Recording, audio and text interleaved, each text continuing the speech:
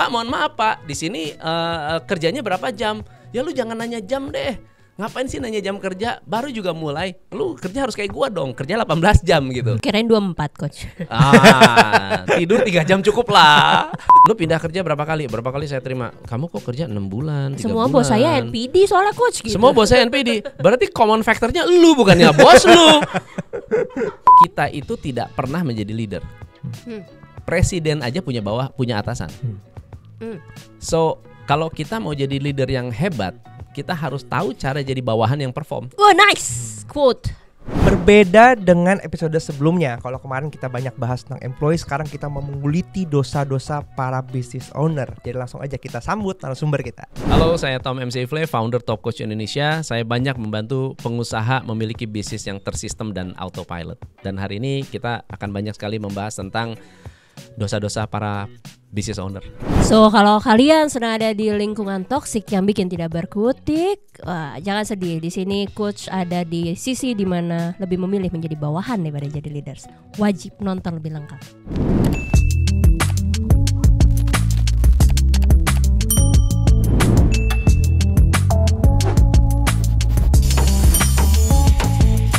Kita mau ngebahas kali ini topik yang sensitif. Tadi gue mau seksi.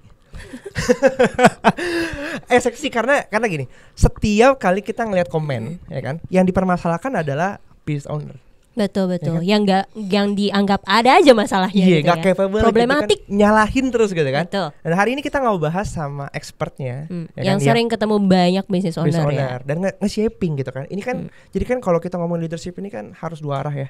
Kita dari si employee-nya mereka harus punya growth mindset, ya kan, supaya nggak ngerasa dieksploitasi terus.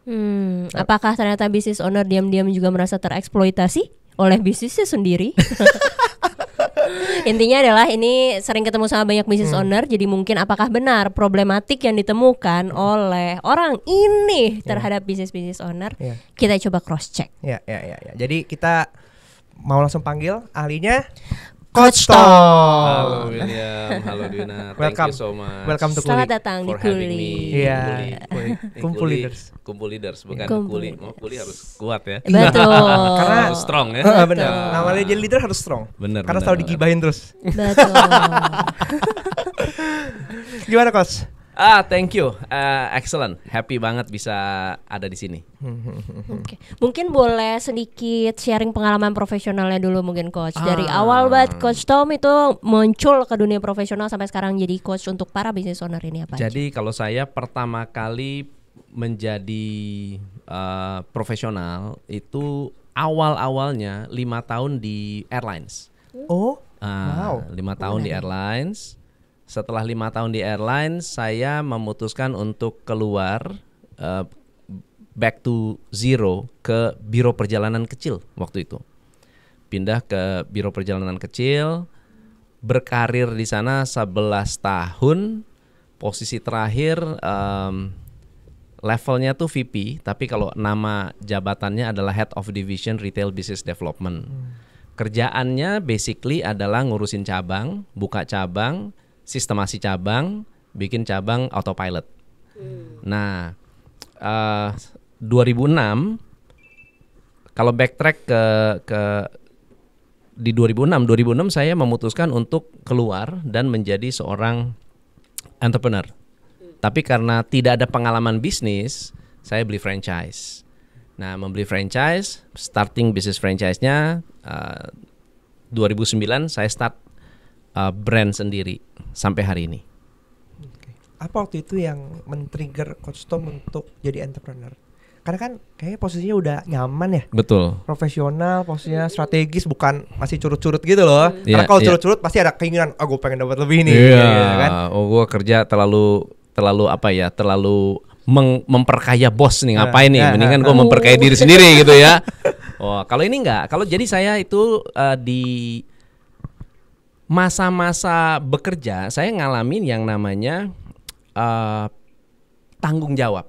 Jadi waktu tahun 97 kan ada krisis ya. 96, 97, 98.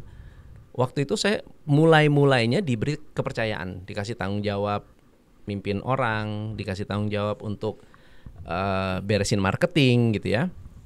Nah, tahun 97-98 biro perjalanan itu sangat happy sekali. Karena kita charge dolar. Iya kan? lagi. Beli tiket Iya, Singapura Pesat itu. harga sama-sama $100, tapi yang dulunya $100 itu 2.500 menjadi 16.000.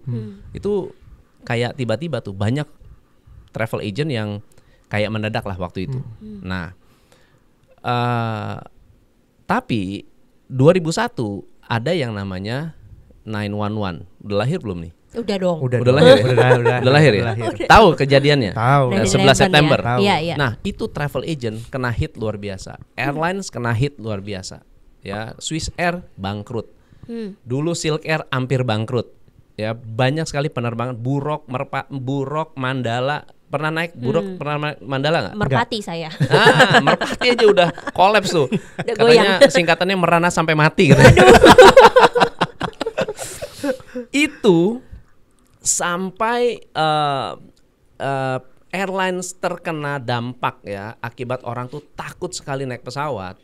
Kita susah mau jualan tiket, mau jualan apa, susah sekali. Itu kena 2002 kena dampak yang lebih ngeri lagi karena ada bom Bali. Iya.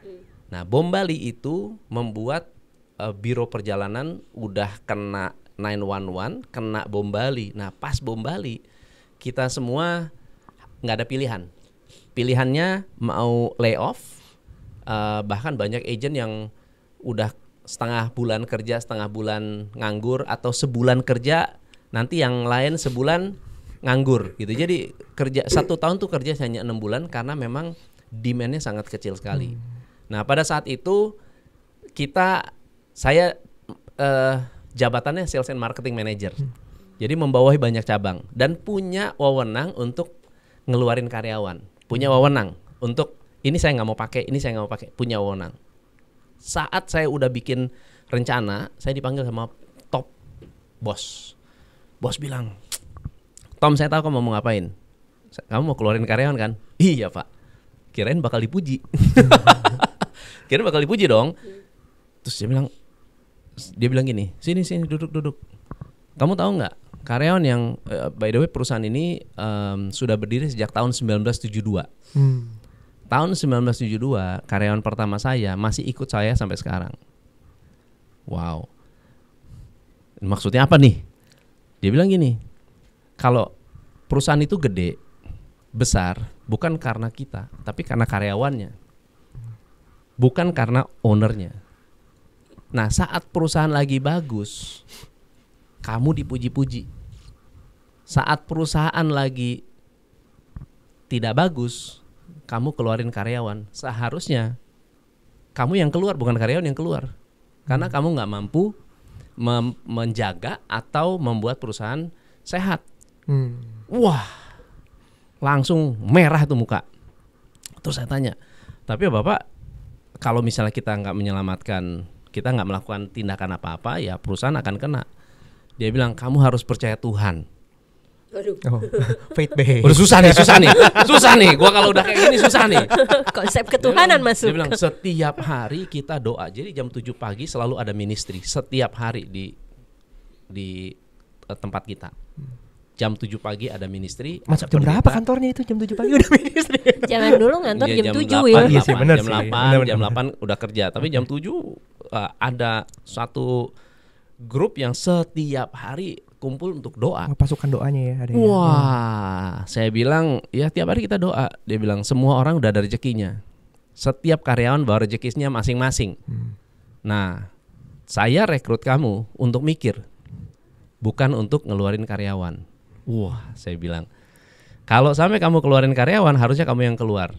Jadi pikir, saya nggak mau ada karyawan yang dipecat kecuali kalau memang mereka memutuskan untuk keluar sendiri. Kalau kita sedang susah. Tapi kalau misalnya berhasil, ya berarti kamu sebagai leader berhasil. Nah, di situ saya introspeksi. Sebetulnya kelemahan saya apa sih? Oh, ternyata banyak kelemahan saya. Jadi akhirnya saya belajar, cari guru, belajar ke Tony Robbins, belajar Jay Abraham, belajar ke Tung Desem, belajar ke James Gui, belajar sampai ketemu action coach Brad Sugars. Saya beli 14 bukunya Brad Sugars, gua baca habis semuanya. Sejak saat itu saya praktekin tuh semua 300 strategi marketing untuk bertahan hidup. 300 strategi marketing, mulai dari sebar brosur sampai ya mohon-mohon sama radio untuk masukin kita di radio tanpa bayar, minta sponsor, kerjasama, segala macam yang ya you name it lah. Hampir semua strategi marketing udah pernah saya coba. Nah, ternyata kita bukan hanya bertahan, tapi jadi nomor 1. Gara-gara itu. Nah, kenapa saya jadi entrepreneur? Karena pada saat saya ikut belajar, ketemu dengan business owner juga. Ternyata banyak business owner yang kacau-kacau.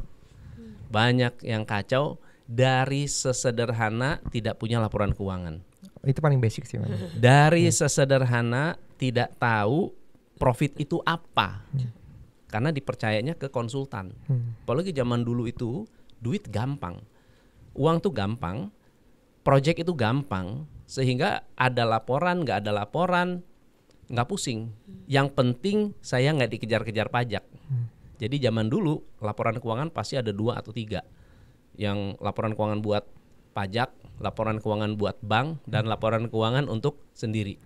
Jadi nggak double booking itu banyak sekali. Nah, saya bilang ini orang nggak pernah ngelewatin masa krisis ya. Mungkin saya 97-98 saya ngelewatin masa itu. Dan saya lihat ini serem sekali kalau nggak tahu cara baca laporan keuangan. Jadi di situ saya lihat, wah ini harus dibantu. Jadi awalnya menjadi entrepreneur bukan untuk cari uang, tapi mau buka pikiran satu-satu pengusaha lah, supaya tidak terjebak. Karena kematian business owner itu 80% 5 tahun pertama tutup. Betul. Survive. Nah, survive kedua adalah 10 tahun, 96% tutup. Betul. Dan setiap 5 tahun harus berubah bisnis itu. Misalnya kita kalau Fosfoyer tahun berapa mulai? 2016. 5 tahun kemudian itu harus berubah format. 5 tahun kemudian lagi harus berubah format lagi. Jadi setiap 5 tahun harus berubah format. Terpaksa mau bagaimanapun juga, kecuali kalau kita yang hidupnya di komoditi ya, dari dulu jualan beras sampai hari ini jualan beras ya sama, tapi tetap kena disrupsi. Tetap kena disrupsi. Nah, jadi akhirnya saya pikir ini momennya saya harus jadi entrepreneur. Itu alasan yang pertama. Alasan yang kedua adalah saya tahun 2000, saya lupa tahun berapa, tapi umur saya 22 gitu.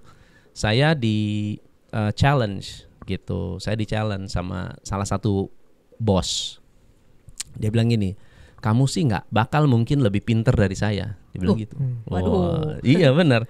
Saya salah nih pilih kamu nih. Kayaknya kamu nggak gitu pinter orangnya. Saya belum tentulah kamu bisa lebih hebat dari saya. Jadi kalau kamu mau buktiinlah kamu bisa lebih hebat gitu. Jadi saat itu saya pikir, wah luar biasa juga ya. Ini umur 20-an tahun, gua digituin, saya pikir oke deh. Dan itu di perusahaan yang sama. Jadi saya bilang gini, saya punya cita-cita. Kalau umur 35 saya tidak menjadi seorang GM, berarti saya menguasai banyak manajer, membawahi banyak manajer. Kalau nggak bisa gue jadi GM, berarti saya harus jadi pengusaha. Sesederhana itu. Nggak tahu pengusaha itu kayak apa. Gue nggak tahu pengusaha kayak gimana, susahnya gimana. Tapi itu adalah cita-citanya. Nah, umur 34, umur 32-33, saya sudah menjabat di posisi yang cukup tinggi, head of division. Umur 34 saya decide untuk ya melayani pengusaha untuk bisa lebih banyak belajar. Kalau balik ke yang tadi coach kan sempat bilang kesalahan leaders ketika misalnya kondisi bisnisnya jelek, terus leaders kebanyakan milih untuk nge-cut karyawan, itu sebenarnya part of kesalahan leaders di tengah badai let off yang sekarang sedang terjadi gitu ya. Itu kan kayak selalu point of view-nya ada 2, dari bawah kalau gitu di-cut kayak langsung, gimana sih masa poin-poin yang Betul. tadi udah giliran sekarang kita kena cut gitu. Ya. Plus pemotongan gaji aja kebanyakan yang dipotong bawah, leadersnya nggak dipotong gitu-gitu kan. Bener. Terus si leadersnya ini juga merasa kayak loh, kalian udah gitu perusahaannya lagi jelek, kalian juga performnya nggak jadi lebih baik gitu. Itu gimana kira-kira coach? Jadi sebenarnya yang harus dilakukan ketika kondisi perusahaan sedang buruk, leadersnya mesti ngapain? Ini gue tambahin, itu tadi statement yang menarik gitu, karena Betul. ada kecenderungan business owner yang satu mau memprotek timnya, ya kan? Udah kerja lama, mereka tuh udah ikut kita dari awal loh. Masa ketika susah Batasannya ya? kill, ya kan? Apakah ini bagian dari kayak, apakah kerja lama itu menjamin sustainability karir lu di perusahaan itu? Atau ketika lu nggak perform ya udah waktunya go, karena perubahan zaman kayak gitu. Batasan leadersnya untuk menentukan ini emang udah waktunya cut, atau kayak nggak, kita fight bareng dulu gitu. Ya. Nah, ini mungkin yang harus ditekankan adalah setiap perusahaan itu punya value. Value itulah yang akan menjadi guidance untuk seorang leader mengambil sebuah keputusan. Kalau misalnya sebuah company value-nya adalah profit, maka memutuskan bahwa saya harus lay off karyawan demi profit, itu boleh, sah-sah aja. Makanya kan ada dua pendekatan dalam menghadapi krisis, ya. Pendekatan yang pertama adalah pendekatan economical approach. Artinya saya lay off, saya tekan cost, saya mengurangi pengeluaran untuk menyelesaikan masalah profit. Yang penting saya selamatkan ekonomi saya dulu. Nah, yang kedua adalah teori engagement. Jadi saya mengerti bahwa kita harus mengurangi cost, tapi ada cara yang harus kita lewati, yaitu dengan mengajak karyawan terlibat. Oke, ada dua company, sama-sama bisnisnya kertas. Yang satu, ini saya nggak boleh sebut merek karena terkenal, kita pakai soalnya setiap hari. Ya, ada dua company, dua-duanya ini mengalami krisis yang sama karena sama-sama industri kertas. Nah, pada tahun yang sama, satu company memutuskan untuk menyelamatkan bottom line, dan mereka survive, bukan hanya survive, langsung untung di tahun kedua. Company yang berikutnya, dia bleeding di tahun pertama, bleeding di tahun kedua, di tahun ketiga dia surpass company ini. Company yang menyelamatkan ekonomi tahun ketiga bangkrut. Bukan hanya bangkrut, dia diakuisisi oleh perusahaan lain karena nggak kuat. Nah, kalau misalnya fokusnya strong foundation dari culture, dari leadernya, engagement karyawannya, mungkin di awalnya nggak kelihatan oke. Kita nggak akan melihat perubahan itu cepat. Sama seperti kita olahraga, hari ini olahraga, hari ini angkat beban, nggak mungkin besok itu langsung sukses. Makanya banyak leader yang gagal karena terlalu mengharapkan hasil cepat. Padahal hasil itu, dia harus tahu bahwa hasil itu adalah buah dari proses yang konsisten. Nah, ketika kita fokus pada culture, hasilnya menjadi lebih permanen. Hasilnya menjadi lebih bagus. Bahkan secara long term dia menjadi market leader. Secara secara harga sahamnya naik luar biasa. Nah, yang ini menyelamatkan, yes, short term dia kena, short term selamat. Tapi secara long term karyawannya menjadi insecure.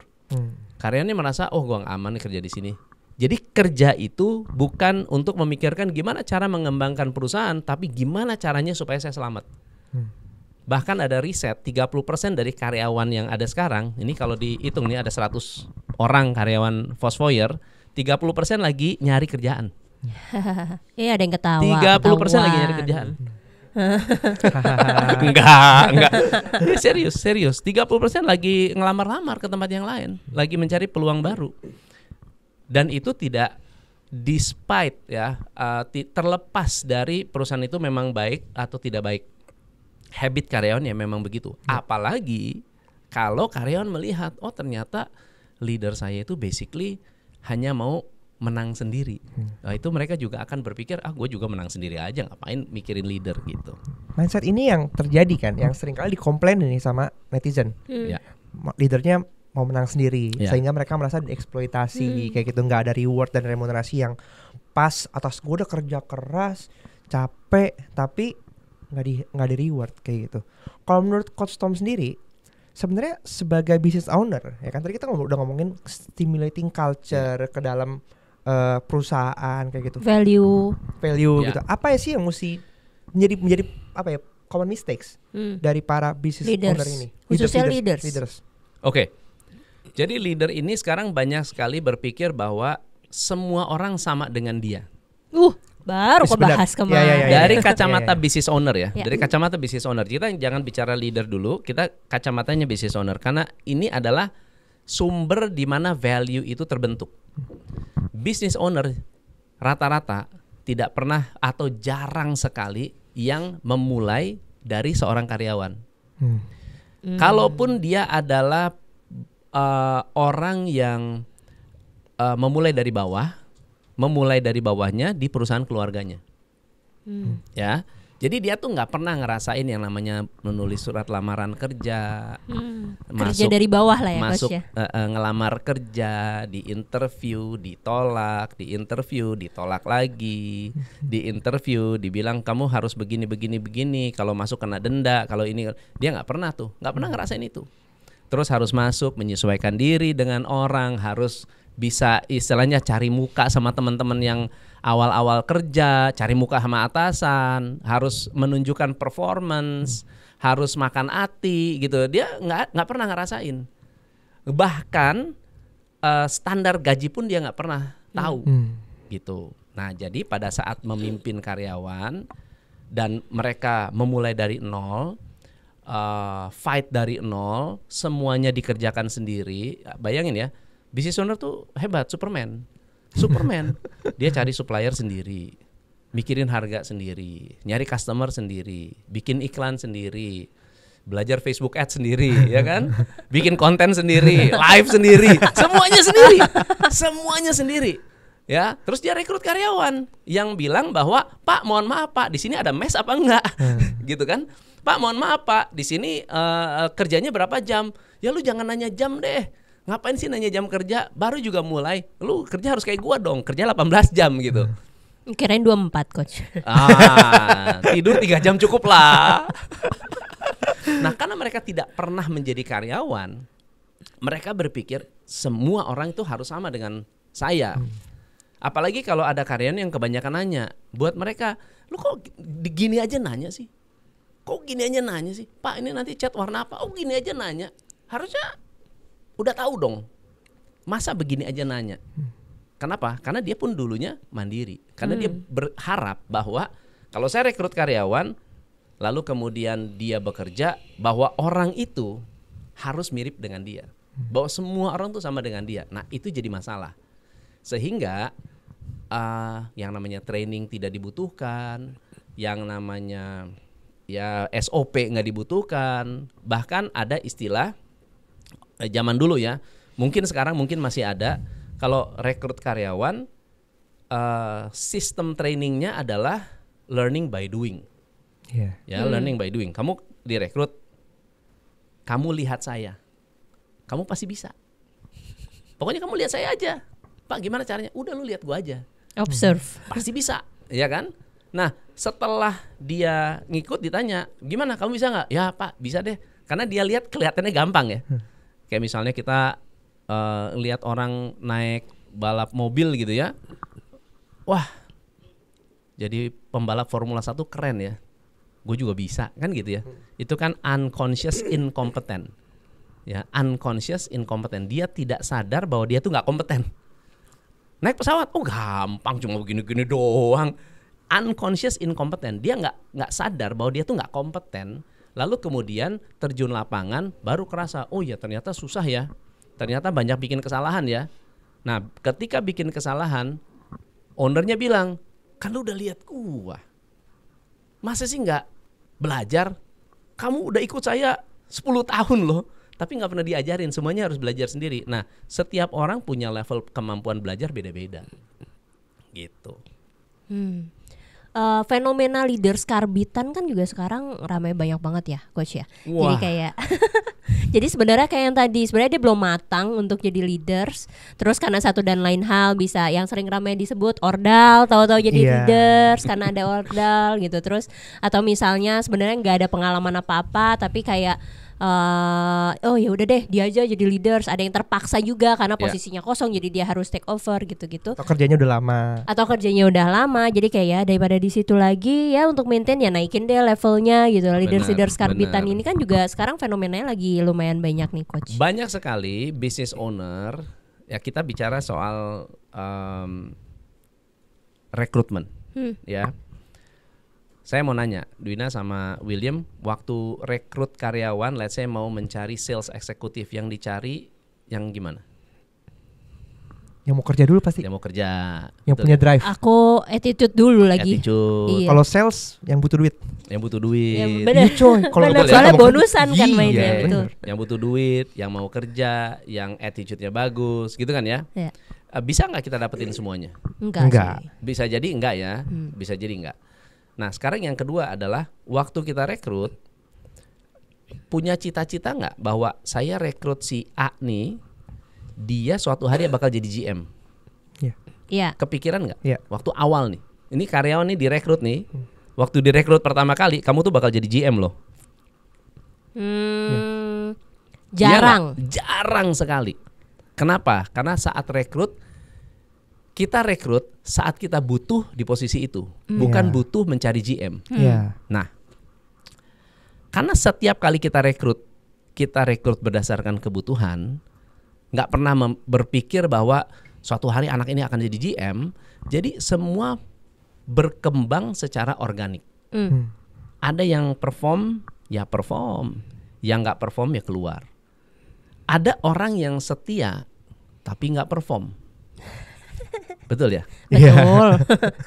Dia kekuatannya kesetiaannya. Jadi kalau Loyalitas ditanya, tanpa batas. wah ini luar biasa, saya mau ngeluarin dia tuh Nggak sayang, kasihan. Kenapa? Dia itu yang paling loyal, tapi nggak perform. Betul banget Nah. ya, banyak ya. Setelah dia tidak perform, dia mulai menyadari bahwa ternyata saya membutuhkan seorang leader. Siapa yang dipilih? Yang dipilih anak baru, yang dipilih orang yang berpengalaman, atau yang dipilih adalah orang yang paling lama dan paling setia, yang paling bisa diatur kan gitu ya. Yang dipilih adalah orang yang paling loyal tapi tidak kompeten. Terus jadi pimpinan. Nah, ketika menjadi pimpinan, level komunikasi, level tanggung jawab, level treatment terhadap leader itu pasti akan berbeda.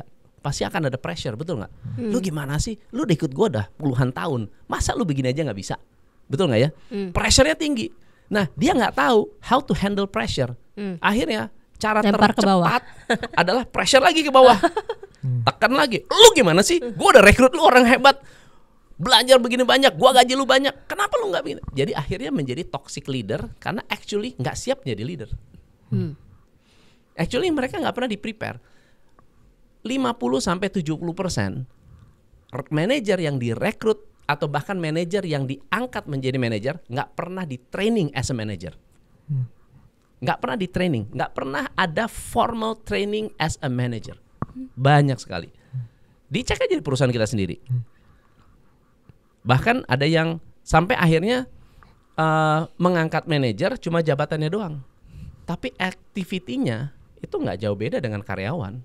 Activity-nya bahkan sales manager kerjanya apa? Ya nyales, kunjungan, yang ngerjain pekerjaannya karyawan, bahkan saingan dengan karyawan yang lainnya karena dapat insentif. Terus manajer penjualannya pasti paling tinggi karena dia pengen dapat income yang paling gede. Kenapa? Dan saingan dengan anak buah. Kalau ada yang lebih bagus dikit, ditekan sama dia. Jangan sampai bersaing sama dia. Kenapa? Karena yang jualannya paling bagus akan jadi leader. Apalagi kalau culture perusahaan adalah Kenapa kamu diangkat jadi sales manager? Karena dia yang jualannya paling bagus. Top performer. Pertanyaan saya adalah, kalau seorang yang jualannya paling bagus kemudian diangkat menjadi sales manager, kalau ada karyawan anak buahnya yang jualan lebih bagus dari dia, siapa yang harusnya digantikan? Sales manajernya. Dan pasti akan dijegal. Pasti bakal dijegal. Dan itu yang menjadi toksik gitu. Berarti apakah berarti leaders ini harus mengerti technical juga? Karena kan kebanyakan ya ketika leaders mengerti technical pasti jadinya kayak leadersku micromanage karena ngerti technical gitu. Tapi ketika nggak ngerti technical jadinya kayak tadi gitu, dia inkompeten untuk bisa menghandle timnya sendiri. Benar. Kita kacamata business owner dulu ya, supaya business owner akan mencerminkan ke timnya. Jadi ketika kita membangun bisnis, kita sebagai business owner awalnya tidak langsung menjadi seorang manajer, tapi harus jadi technician. Harus jadi teknisi. Kalau saya adalah videographer, awalnya gue yang ambil foto, ternyata ambil video, ngedit segala macem. Kenapa? Karena nggak ada orang. Tapi itu dibutuhkan. Untuk apa? Untuk kita mengerti proses agar suatu hari kita bisa bangun sebuah sistem. Nah, pada saat si leader tidak mengerti teknis, lalu kemudian rekrut, dibohongin karyawan, dia nggak bisa koreksi. Nah, tapi sebaliknya nih, kalau leader tidak pernah lepas dari technical karena dia tidak pernah mengupgrade kemampuan, dia akan sibuk dengan teknis karena itu adalah hal yang paling dia tahu. Dia paling ngerti. Misalnya kita juga motong rambut, kita paling ngertinya motong rambut. Kita nggak ngerti yang namanya coaching, counseling, recruiting, developing people. Gue nggak tahu caranya. Gue taunya cuma potong rambut. Pokoknya anak buah, lu bantuin gue. Gitu judulnya tuh bantuin saya. Nah, pada saat jadi teknisi, dia nggak mungkin handle semua sendiri. Maka dia harus upgrade levelnya menjadi manajer dengan punya banyak anak buah. Nah, peranannya udah berubah. Yang awalnya adalah technical, sekarang peranan ke manajer adalah building system. Jadi si manajer kerjanya harusnya bangun sistem mempermudah karyawan bekerja. Itu kerjaan manajer. Jadi bukan soal leadernya nih. Kalau seorang manajer nganggur, menurut saya keren. Kenapa? Apalagi kalau ngelihat anak buah itu kerjanya santai, itu keren. Bukannya nggak bagus.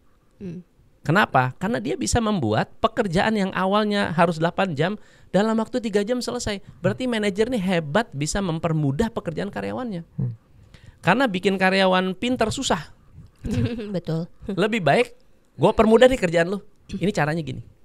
Shortcutnya itu manajer.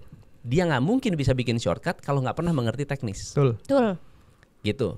Tapi karena dia nggak bangun sistem, dia terpaksa harus micromanage. Terpaksa harus micromanage karena nggak pernah bangun sistem. Nah, once dia melihat ini udah oke, ini udah oke, baru si business owner bisa naik level menjadi business owner atau business leader. Nah, business leader kerjanya adalah mencari orang yang lebih kompeten dari dia, yang lebih pinter dari dia. Saya nggak ngerti AI, gue mesti cari orang yang lebih pinter tentang AI daripada saya, yang lebih mengerti technical AI daripada saya. Saya harus cari orang yang lebih mengerti digital marketing daripada saya. Itu peranan si business owner. Jadi dia punya core business, gue yang kuat. Tapi supporting business, kita punya orang-orang yang kuat. Gitu kira-kira. Mindsetnya menarik karena banyak business owner yang nggak mau terkalahkan. Ya kan, maunya dia yang paling tetap alpha. Padahal ya kita harus sadar bahwa ya nggak semuanya tuh harus kita kuasain. Betul, kayak gitu. Dan merekrut orang yang lebih pintar adalah bagian dari kita membesarkan bisnis kita, kayak gitu kan. Kelegoan ya. Iya. Betul. Karena lo jadi bisa belajar hal-hal baru lagi yang mungkin tadinya belum ada di bayangan lo gitu ya. Itu kan jadi bagian dari gimana caranya sebagai business owner kita memberikan kepercayaan dan memberikan kepercayaan kepada orang yang kita nggak kenal, yang mereka mungkin sekarang dalam CV mereka bisa cuap-cuap kelihatannya bagus pas kerja ternyata enggak, kayak gitu. Apakah Custom punya tips gimana sih cara sebagai leader, business owner, mungkin middle manager gini ya, mulai memberikan kepercayaan ke timnya gitu, sehingga nggak semuanya di micromanage, karena kan no trust, no no gain. Hah? Enggak ya? Jokes apa itu? Tapi kan susah coach masalahnya buat ngasih kepercayaan gitu Benar. ya ke tim gitu. Tips buat Memang tidak Kurang ajar. tidak semua orang bisa dikasih kepercayaan. Iya betul. Actually tidak semua bisa Sorry, semangat. dikasih Iya, betul. kepercayaan. Jadi ada 4 tipe manusia yang bekerja di perusahaan. Nomor 1 adalah orang yang memang tidak punya kemampuan dan memang tidak terlalu berniat dalam bekerja. Nah, orang-orang ini harus dikasih kerjaan banyak. Kenapa ketawa? Ini harus dikasih kerjaan banyak dan tidak perlu banyak ditanya, kamu capek nggak? Nggak usah ditanya. Pokoknya kamu sama saya, kamu ikut saya, jangan banyak nanya. Apa yang saya minta kamu kerjain dan kerjanya harus banyak. Kenapa? Orang-orang yang udah jelas tidak niat kerja, udah jelas tidak mampu bekerja, kalau ada waktu lebih baik nganggur ngobrol. Dia nggak tahu caranya untuk membuat dirinya produktif. Jadi gibahin bos. Nah, jadi ngekepoin bos, bikin sosial media, bikin status yang aneh-aneh. Jadi kerjanya kasih kerjaan yang banyak, full. Nah, ada yang kedua nih, orang-orang yang mau bekerja tapi masih belum mampu. Orang-orang yang mau bekerja tapi masih belum mampu, kasih banyak kerjaan tapi didampingi. Ada mentorshipnya, ada mentoringnya. Kamu saya kasih kerjaan ya. Kalau ada pertanyaan, kasih William. William, tanggung jawab kamu si A. Nih, tanggung jawab. Kalau dia resign, lu yang salah. Atau kalau dia sampai bermasalah, lu yang salah. Saya kasih kerjaan banyak. Kamu kasih kerjaan yang banyak sama dia. Kalau ada pertanyaan, William tanggung jawab, kamu jawab. Jadi dia merasa, oh gue dapat banyak kerjaan karena saya punya niat bekerja, tapi saya belum punya kemampuan. Jadi ada apa ya, teman yang akan membantu untuk menyelesaikan masalah dia. Nah yang ketiga, ini yang kebalik, sudah pinter tapi bosan, jadi kemauannya hilang. Saya udah lama nih kerja ngurusin kamera lagi, editing. Gua Pak dari mulai masuk kerja di sini Pak, udah 5 tahun Pak, megang kamera. Editing sampai merem juga udah bisa. Gila, gitu ya. Gua tutup mata aja gua udah tahu Pak, ini setting ini. Pokoknya lu mau bikin bokeh, gua tutup mata udah bokeh langsung. Gitu. Ya enggak? Nah, ini gua kapan upgrade-nya? Jadi kalau kerja malas-malasan. Kenapa? Udah terlalu gampang buat dia. Jadi kelihatannya malas, kelihatannya nggak mau kerja. Nah orang ini harus di coaching, harus ada kerjaannya harus berkurang, jumlah variasi pekerjaannya harus berkurang. Dia harus diberikan reason untuk upgrade dirinya sendiri. Lo kan udah lama di editing, maunya kemana sih?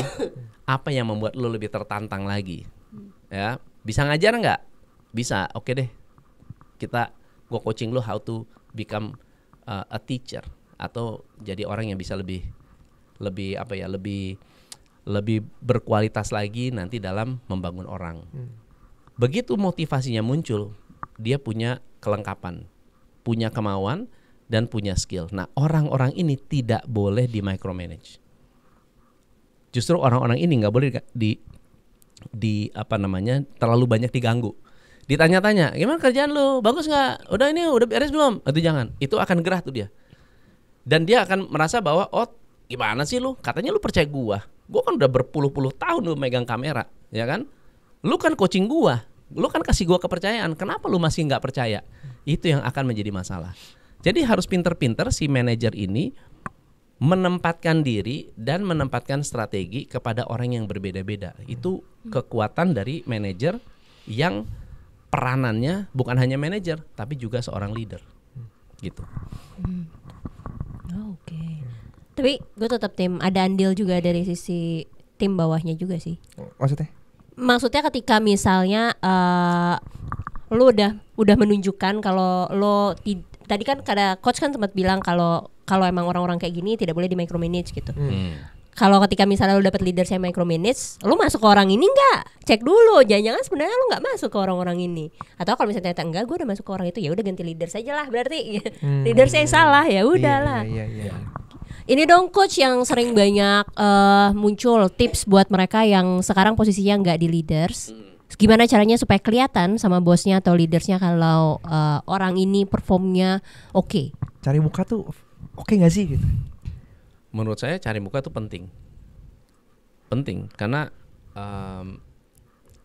bisnis yang punya KPI itu jauh lebih enak untuk menunjukkan bahwa saya perform atau tidak perform.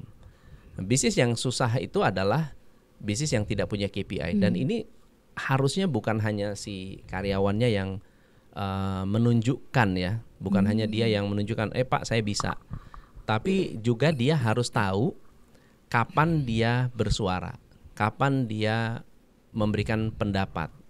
Menurut saya ini penting sekali. Bahkan nggak salah kalau misalnya karyawan itu minta waktu leader untuk minta mentoring, supaya lebih kenal, gitu. Dulu waktu saya masih ya jadi karyawan, benar-benar karyawan paling bawah. Saya mengerti ada banyak hal yang harus diperbaiki di perusahaan. Saya minta waktu bos. Kalau nggak punya waktu bos, saya minta waktu HRD. Itu sebagai gerbangnya. Saya ngobrol sama HRD, Bu bisa ngobrol nggak? Saya mau begini. Saya ceritakan. Ini yang saya temukan. Ini adalah isu yang saya temukan. Kelihatannya kita perlu ada ini deh Bu. Kita perlu ada ini. Ini usulan-usulan saya. Ada banyak hal yang bagus di sini. Ini bukan keluhan. Tapi ini ada hal-hal yang bisa membuat bisnis ini menjadi lebih baik lagi. HRD pasti akan menyampaikan ke manajer atau top level management. Dan mereka akan lihat kalau memang make sense, mungkin akan dieksekusi. Kalau nggak make sense, ya kita juga sadar diri. Mungkin kita nggak bisa melihat big picture. Nanti ditolak baper coach. Ditolak baper. Gak apa-apa. Supaya belajar menghandle emosi ke depannya, ya kan. Nanti pada momen tertentu pasti kita akan dapat kesempatan untuk ketemu dengan top level management. Dan kalau ada kesempatan itu, pergunakan sebaik-baiknya untuk minta mentoring. Minta mentoring. Pak, saya pengen, waktu itu saya bilang gini. Pak, gimana caranya untuk bisa menjadi manajer di perusahaan ini? Gitu, saya bilang gitu. Hah? Kamu mau jadi manajer? Waktu itu saya masih staff, kerocok banget. Kenapa kamu minat jadi manajer? Ya buat saya pengen belajar Pak. Saya pengen belajar, saya pengen berkembang. Emang kamu apa sih goalnya? Saya bilang nih, umur 35 tahun. Kalau enggak saya jadi GM, gue mau jadi pengusaha. Itu akan impresif buat business owner. Untuk si top management tuh akan merasa impresif, tapi itu harus tulus ya.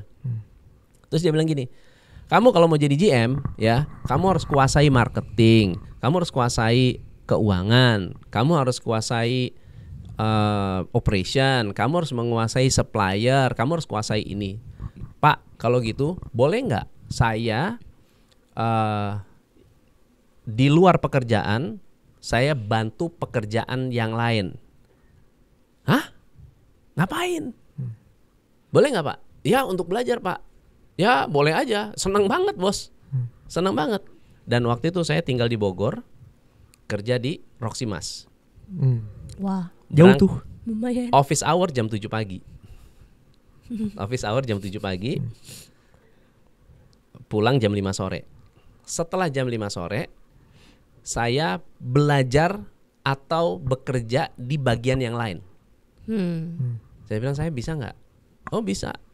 Nih kamu cocokin antara flight coupon dengan invoice. Lihat nomor tiketnya. Kalau klop, kamu tulis nomor tiketnya. Ini di bagian accounting tuh. Di klop-klopin tuh kerjaan admin. Kayak rekon ya.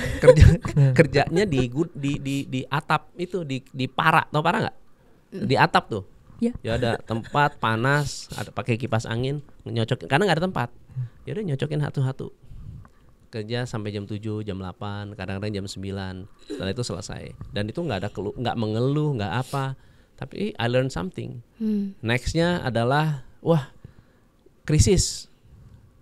Kita di ticketing adanya di office, terus yang lain pada keliling tuh jadi door to door salesman. Saya nawarin diri, Pak, kita di ticketing nggak terlalu rame Pak, boleh nggak saya ikut jualan, sebar brosur door to door, boleh nggak? Ya boleh lah, ya boleh lah. Lu nganggur kan? Ya boleh. Ya udah ke Menara BRI, ke Gaiki, ke mana? Ke GKBI, kemana-mana kita keliling ya, ke Chase Plaza. Waktu itu belum banyak satpam, jadi belum pakai Tapping. tap. Jadi kita naik satu lantai ketok-ketok, kalau selamat siang Pak, bisa ketemu dengan sekretaris direksinya. Kami dari Travel ABC mau kasih tunjuk program-program kita. Oh boleh, ini yang biasa ngurusin tiket sih ini. Kenalan dulu Pak, namanya saya Tom. Ini kalau memang mau kita gitu terus. Jadi door to door. Jalanin seperti itu, dan itu inisiatif. Kenapa? Gua mau jadi GM. Kalau itu aja gua nggak ngerti, gimana saya bisa jadi GM? Gitu, ya kan? Nah, jadi dan nggak niat cari muka, tidak berniat cari muka. Niatnya adalah suatu hari saya akan mandiri. Suatu hari gua akan bisa menjalankan sendiri. Suatu hari ada panel of management meeting, terus ada satu orang keuangan yang nampilin laporan keuangan, dan saya nggak ngerti sama sekali tuh, nggak ngerti. Terus saya lapor sama orang accountingnya, bos accounting, hari ini jadi presiden direktur nih, manager accountingnya. Saya bilang, Pak, bisa nggak Pak bikin crash course deh Pak, finance for non finance, gimana ya? Boleh, saya usul ke HRD. Bu, bikin dong Bu, finance for non-finance. Orang finance ngajarin kita kayak para manajer nih biar jadi mengerti keuangan. Bikin tuh. Jadi banyak hal yang saya lakukan. Yang kedua adalah, tadi kan inisiatif yang pertama. Yang kedua adalah mau cari muka, paling gampang adalah ngomong sama HRD, Bu, saya mau ngikut training A pakai uang sendiri. Bu, di sana ada training Mark Plus Bu, selama 6 minggu. Waktu itu ada marketing itu 6 minggu kan. Bisa gak saya ikutan? Kamu mau ikutan? Biayanya berapa? Waktu itu berapa ya? 7 juta, 12 juta gitu. Gaji hanya 800.000. Gaji 800.000, mau ikut yang 12 juta. Kamu yakin? Ya Bu, saya udah kumpulin uang Bu. Kamu yakin? Iya Bu. Saya cuma minta izin aja, setiap hari Jumat saya pulangnya jam 4 sore karena dia mulainya jam 6. Oh ya udah, oke. Dan itu saya sering begitu, sering. Jadi ikut inilah, ikut itulah. Karya perusahaan lebih appreciate, akan lihat ini orang beda nih. Ini orang beda, orangnya mau belajar, orangnya nggak hitung-hitungan kerja, orangnya juga nggak pernah mengeluh, nggak pernah telat. Saya jarang telat, gitu. Pernah suatu hari mobil kebalik gara-gara terlalu sering pulang subuh. Waduh. Gara-gara terlalu sering pulang subuh. Biasa, hustle culture. Ya. Jadi ngasal. Jadi ngasal. Sejak saat itu, karena waktu itu saya dikasih mobil Daihatsu lama ya, Daihatsu lama, Hijet 1000 kalau saya nggak salah. Jadi dia bilang, oh kamu pakai mobil apa? Hijet 1000. Waduh, bahaya. Kamu ganti Panther aja. Jadi gara-gara kecelakaan langsung ganti Panther. Jadi zaman dulu. Iya, Panther dari ya. Hijet ke ganti Panther Panther. aja. Laki coy, tapi Panther. Abis ganti Panther, ganti Hyundai Accent. Oh. Ganti ini mobil istri saya, udah kamu pakai aja. Itu investmentnya, hasilnya itu, outcome-nya. Tapi outcome yang paling luar biasa adalah ketika ada masalah, saya adalah orang yang paling menguasai big picture. Iya. Karena saya belajar dari trainer hebat, belajar dari ini, belajar dari itu, nggak hanya belajar dari internal aja. Dan mimpi saya adalah menjadi hebat, gitu. Baiklah. Itu cari muka tuh. Mesti bukan dibarengin. bagian kecelakaannya ya, jangan ya. Kecelakaannya jangan hustle culture itu kacau harus, itu. harus dibarengin lah. Iya. Itu nggak boleh. dengan kualitas diri juga, cari mukanya. Self driven ya. Benar, intinya benar. adalah. Coach, Kita kita mau masuk ke segmen berikutnya. kedua. Ini ada pertanyaan-pertanyaan netizen yang Mau kayak dijawab nih. Oh boleh. asik buat kita jawab. Langsung ya. Iya. Kita tanya, manajer area aku gini nih, nggak pernah mau ngaku salah. Jadi suka jadiin orang tameng, dia tuh manipulatif, suka ngomongin orang yang dia nggak suka ke staff lain. Satu ruas nggak ada yang demen karena dia juga penjilat, nyambung tuh, ya kan. Jadi kalau ketemu sama leader yang tipenya red flag kayak gini, kira-kira kita Mesti sebagai ngapain? employee itu mesti ngapain sih sesama gitu? Oke. Ini ada yang ekstrim, ada yang adjusting. Ya, kalau ekstrimnya adalah kita harus introspeksi ke diri kita sendiri. Buat saya, seorang leader sudah dipercaya oleh perusahaan, omongan dia lebih didengar daripada omongan kita. Saya rekrut manajer, oke, atau saya angkat menjadi seorang manajer, omongan dia lebih, istilahnya tuh lebih didengar daripada omongan karyawan yang bilang, wah lu toksik. Jadi apa yang harus kita lakukan adalah membuat manajer berpihak pada kita, bukan melawan dia. Buat apa?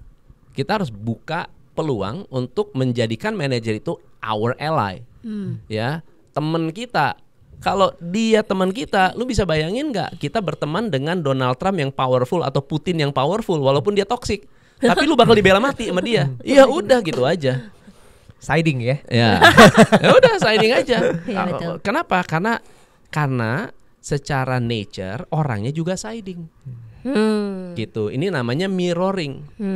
Nah, kalau misalnya adjustmentnya adalah kalau memang kita nggak kuat, kita harus menciptakan atau melakukan penyesuaian di luar dari pekerjaan.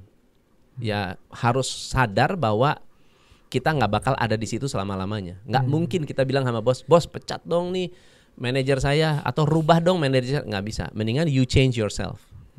Ya, you change yourself dengan cara apa? Coba lihat apakah value kita lebih baik di tempat lain dibandingkan di tempat itu. Yeah. Kalau ternyata value kita lebih baik di tempat lain, ya udah tempat lain. Kalau namanya mutiara tetap mutiara lah. Yeah. Ya emas ya emas, ya berlian ya berlian. Kalau udah sampah ya sampah. Gitu. Oke. Mungkin kalau dalam konteks sekarang bisa ini kali ya. Kita tipenya fighter. Oke, gue viralin. Oh, dia ngomongin kontak-kontakin gue rekam gitu. Wah, itu Jadiin bukti ke bos. Itu perang dulu. Kan fighter. ITE itu cari gara-gara namanya. Lanjut. Nih ada Pertanyaan kedua. Dina, baca. Di tempat aku, jadi kemarin kita sempat ada konten bite size konten kita yang viral mengenai S1 ini, banyak yang lulus tapi gak siap buat kerja. Ya. Nah ini terus ada yang komentar, di tempat aku toxic dari ownernya, ada NPD. Ya. NPD. Jadi susah dilawan, dia yang bikin masalah, dia yang bikin keputusan, tapi kalau hasilnya nggak bagus, cari kambing hitam. UMR, PPh 21 juga nggak comply, banyak tuh. Banyak banget. Terus sungguh melelahkan dan traumatik, apalagi koneksinya banyak ke petinggi-petinggi dan polisi. Wah, jadi makin nggak bisa dilawan. Cara terbaik adalah kabur. Waduh. Ya, Kalau nggak menurut apa-apa Coach sih, gimana? kabur aja. Satu, NPD adalah diagnosa yang harus disampaikan oleh psikolog. Jadi nggak Setuju. bisa anak buah karyawan bilang Bos gue NPD nih gitu. Semuanya NPD, nggak bisa. Ya nggak semua orang bisa bilang bahwa ini adalah narsistik. Tapi kalau misalnya saya jadi karyawan itu, kita berbicara bottom line aja. Bottom line-nya adalah kamu masih digaji nggak? Kalau masih digaji, ya do as the leader say. Ya, be a good follower. Dan nggak perlu terlalu banyak bumbu-bumbu dalam bekerja. Kalau memang tugasnya adalah bikin konten, ya udah bikin konten aja. Kalau bagus, nggak dipuji, itu tugas kita. Nggak dipuji nih, it's your job. Memang kerjaan lu bikin konten, nggak usah mengharapkan bahwa saya bekerja harus dipuji. Itu nggak ada di dalam itu secara normatif aja. Oke. Dan kita masih digaji. Kalau kita udah nggak digaji, itu ceritanya udah beda. Ceritanya sudah melanggar hak-hak. Nah, yang kedua adalah kalau kabur, yakin nggak kamu nggak akan ketemu orang NPD lagi? Iya nggak? Iya. Yakin nggak bahwa semua orang di mata dia NPD? Waduh. Yakin nggak? Bukan dia yang masalah. Iya, Sekarang iya, kalau iya. dia setiap masuk, lu pindah kerja berapa kali? Berapa kali saya terima? Kamu kok kerja 6 bulan, 3 Semua bulan? bos saya NPD soalnya coach gitu. Semua bos saya NPD. Berarti common factornya lu, bukannya bos lu. Betul nggak? Betul. Nah, menurut saya secara logik adalah tugas kamu apa, kerjakan tugasmu. Ya, mau dekat dengan itu di luar dari konteks. Ya, dia bos ini dekat dengan inilah susah dilawan. Mau ngelawan apanya? Ya orang kita digaji. Kalau lu yang ngegaji kan cerita, ya nggak? Nah, Udah jelas itu. posisinya kita yang di bawah. Iya, benar. Nah, jadi kita lebih baik lebih strategik. Harus lebih strategik.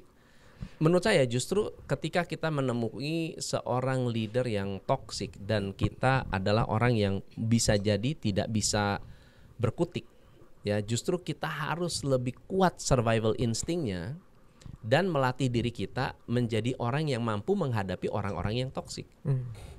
Coba, cita-citanya jadi apa tuh karyawan itu? Lu mau cita-citanya ngurusin cuma jadi karyawan aja atau mau jadi seorang pemimpin 150, 200, 500 karyawan?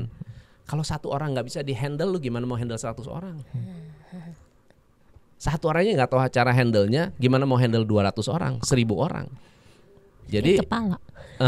puyeng. Jadi ini adalah cerminan bahwa kita akan menghadapi lebih banyak orang kayak gitu di masa depan. Jadi harus pinter. Iya. Gitu. Iya. Mungkin nggak enak nih kedengaran ini. Gak apa-apa, gak usah enak-enak. Iya. Kita butuh yang pahit-pahit Iya, kalau di sini. Udah kebanyakan yang enak.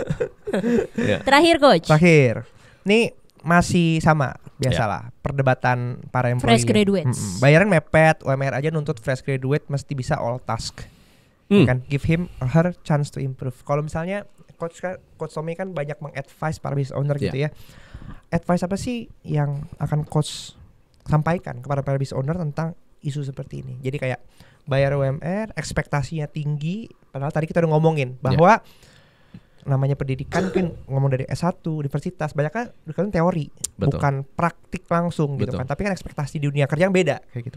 Ya, saya seringkali mengingatkan bahwa the best employee adalah orang yang punya self efficacy yang tinggi. Self efficacy itu percaya diri bahwa dia mampu. Menurut saya itu penting sekali. Jadi sejak menjalankan rekrutmen, pada saat awal rekrutmen kita sudah harus memberikan confident kepada orang itu. Kamu sekarang masih belum mengerti apa-apa, kamu nggak usah khawatir, kamu akan pinter suatu hari. But kamu harus belajar 1, 2, 3, 4, 5, 6, 7, 8, 9, 10 sampai kamu mahir. Nah, tugas kita adalah mengajarkan karyawan seperti mengajarkan ikan paus. Gimana caranya ikan paus? Ya, Ikan paus. ikan paus itu, paus pembunuh, orka, itu nggak bisa lompat tinggi. Nggak bisa lompat tinggi. By nature. Dia bisa lompat tinggi karena dilatih. Dan cara latihannya adalah dengan giving rewards. Kasih reward pada saat dia masuk lubang, masuk apa namanya? Yang lingkaran Ring. itu ya. Ayo masuk ring. Begitu masuk ring, kasih ikan. Masuk ring, wah asik juga ya. Ternyata di otak dia masuk ring tuh ikan. Masuk ring ikan. Ring ini menjadi prestasi buat dia. Ringnya nanti naikin dikit-dikit. Naikin dikit-dikit. Makin lama semakin tinggi. Semakin lama dia akan semakin mencari cara supaya bisa lebih capai lagi. Tapi kalau dia langsung dikasih di atas, nggak akan mungkin tercapai. Makanya well done, bukannya well done. Ya, harus mengajarkan seperti mengajarkan ikan paus. Dari yang kecil kita harus percaya dia punya potensi. Si leader ini harus percaya banget ini anak punya potensi. Saya yakin dia bisa. Jadi kasih kerjaan, kasih quick win untuk anak itu. Nih sukses, kan lu bisa kan? Keren. Ayo lagi, tambah 1 ya. Wah keren, bisa. Kalau belum bisa, sampai bisa dulu. Memang harus ada kesabaran. Gitu. Kalau attitude-nya bagus. Tapi kalau attitude-nya nggak bagus, lebih baik tadi ya nggak usah ya kasih kerjaan yang banyak aja. Sampai orang itu sadar bahwa oh ternyata attitude gue jelek gitu. Dia rubah attitude, berubah juga nanti pendekatan dari si leadernya. Gitu. Jadi ekspektasinya kalau mau nge-hire fresh grad sekarang apa, coach? Ekspektasi untuk meng-hire fresh Karena graduate. yang kemarin ramai adalah ini nge-hire fresh grad tapi mintanya udah ngerti ini itu gitu. Ya. Padahal misalnya cuma baru simple Excel gitu, tapi nggak bisa ternyata fresh grad tapi mau kerja gitu. Itu Gimana salah tuh? fresh grade-nya itu. Itu salah fresh grade-nya. Lu yang bener aja. Masa nggak ngerti Excel? Anak saya aja SD udah ngerti PowerPoint, Excel. SD loh. Kelas 1 udah diajarin. Ya yang bener aja itu yang keterlaluan lah kalau itu. Keterlaluan lah. Tapi yang pasti adalah kalau misalnya kita mau lebih konkret lagi, bisnis harus tersistem. Kembali ke sistem ya. Kembali ke sistem. Jadi bisnis harus tersistem sehingga pada saat karyawan masuk dia harus tahu how to perform the system.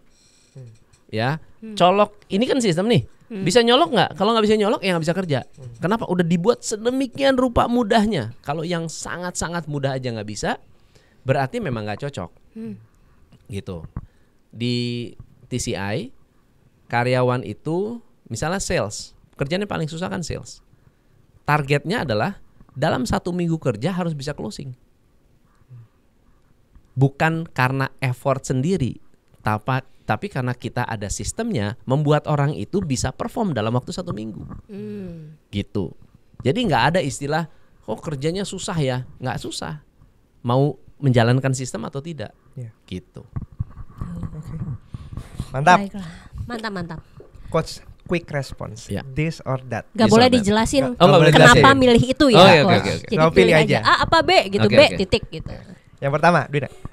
Hire leader yang berpengalaman atau promosi staff untuk naik jadi leader. Promosi staff jadi leader. Oke. Yang kedua, micromanage atau manipulatif? Micromanage. Leader pasif atau leader toxic? Pasif. Nanti gue jelasin ya. Gak usah boleh, dijelasin ya, nggak usah. gak boleh, coach. Leader friendly atau leader yang dingin? Leader friendly, Atau leader yang dingin? friendly. Sugar coating apa blunt? Sugar coating. Manis banget. Terakhir, ini pertanyaan yang paling aneh. Jadi leader atau jadi bawahan? Jadi bawahan.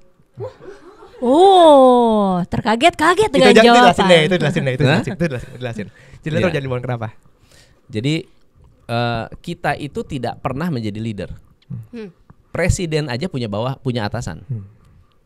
So kalau kita mau jadi leader yang hebat, kita harus tahu cara jadi bawahan yang perform. Wah, nice quote.